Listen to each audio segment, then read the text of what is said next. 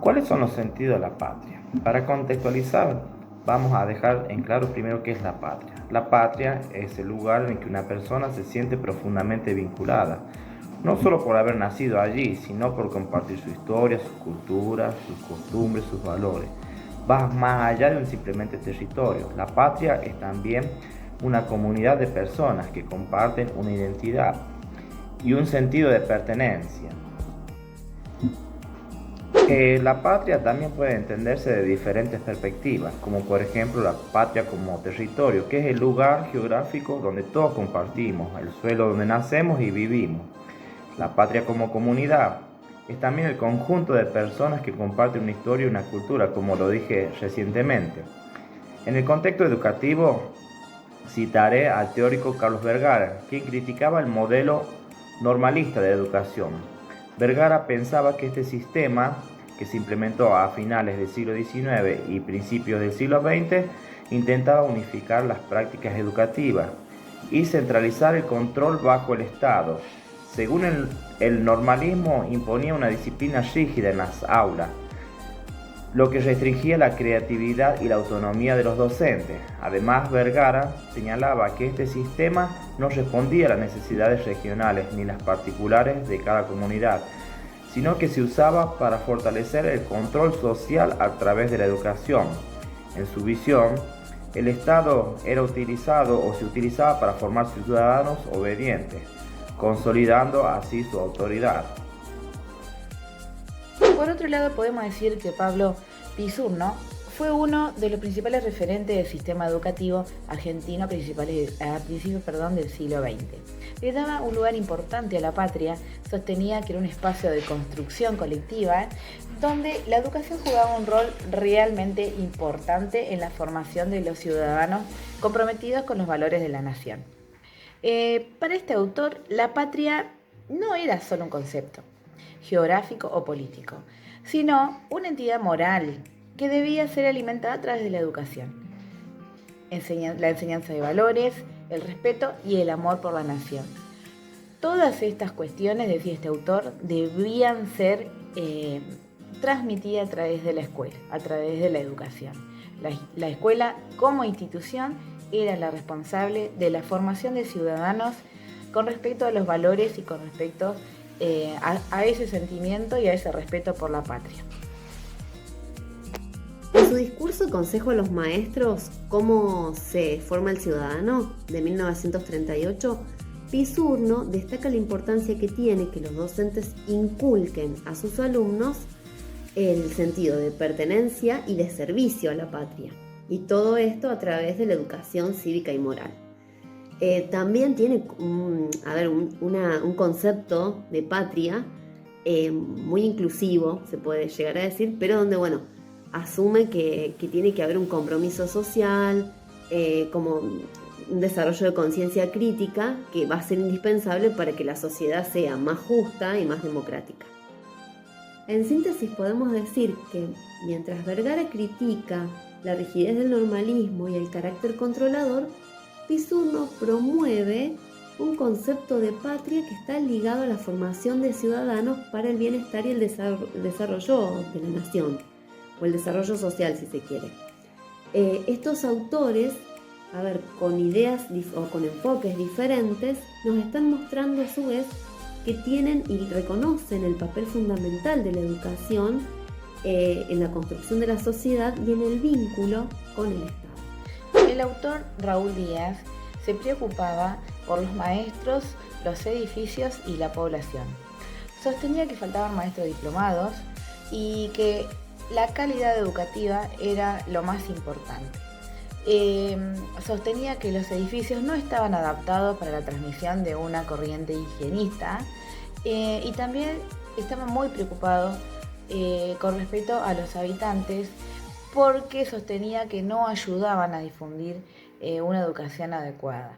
Entre sus más grandes preocupaciones estaban los indígenas y los inmigrantes. Cabe destacar que Raúl B. Díaz estuvo por varios periodos, por varios años, en la inspección, realizando las inspecciones en los territorios nacionales. con respecto a educación. Primero fue solo y después se formó un grupo de subinspectores que realizaron también inspecciones en esa misma región geográfica, iniciando en el año 1890.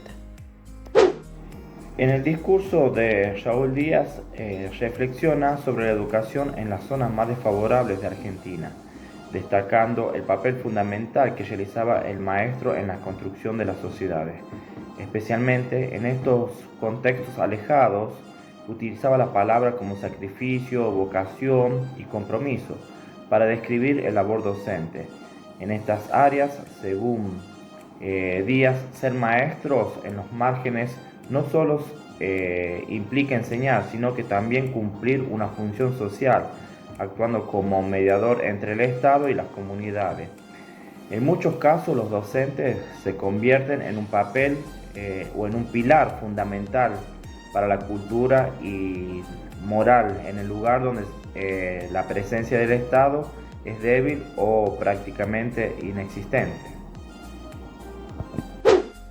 Las palabras como nación, patria y ciudadanía también sobresalen en el discurso de Raúl B. Díaz porque nos muestra esa visión que él tenía de la educación como un instrumento para forjar la identidad nacional y consolidar los valores cívicos, ¿sí?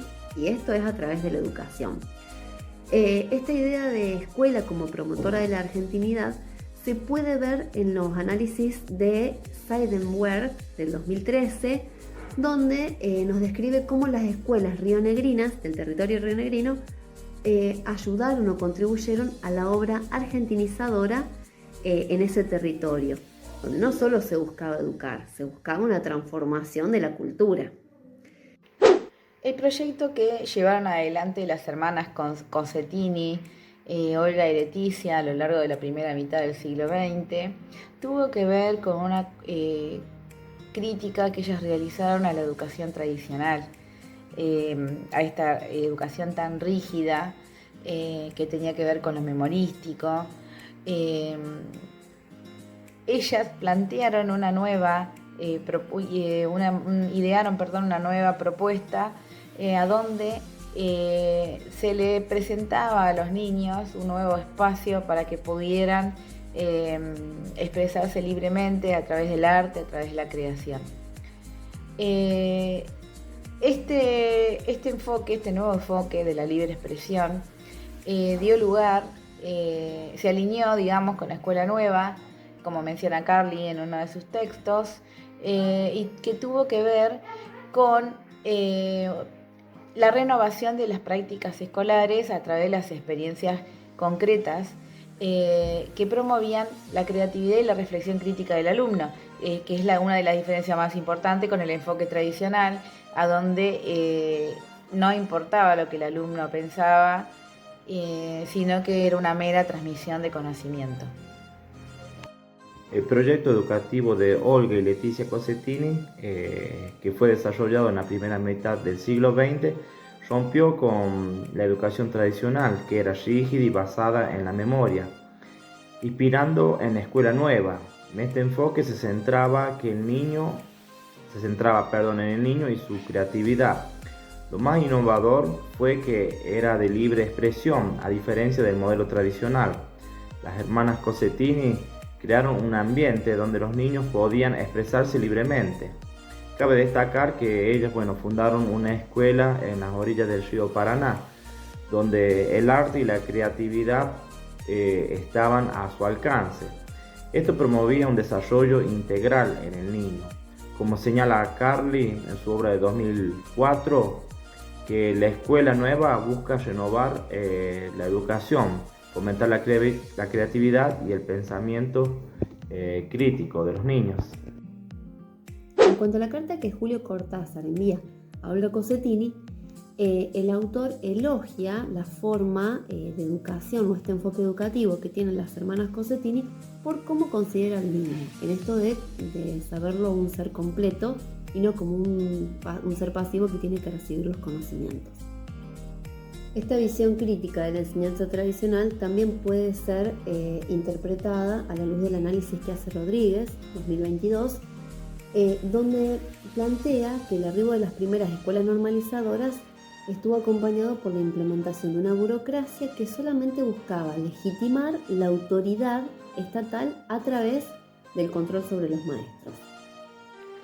El proyecto que llevaron adelante las hermanas Concettini, Olga y Leticia a lo largo de la primera mitad del siglo XX tuvo que ver con una crítica que ellas realizaron a la educación tradicional, a esta educación tan rígida que tenía que ver con lo memorístico.